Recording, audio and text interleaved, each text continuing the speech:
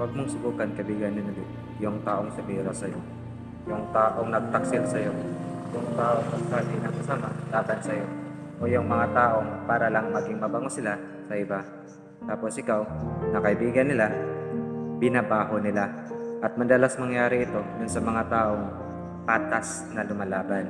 Kaya kung isa ka sa mga naganasan ganito, yung pagkatapos mong pakisamahan at itrato ng ayos, gagawan ka pa ng kwento. Huwag na huwag mo silang kaibiganin ulit. Marami pang tao dyan na pwede mong makasama. Yung taong na magiging masaya kasama ka. Yung mga taong sasabayan ka sa tagumpay, hindi hilahin pababa.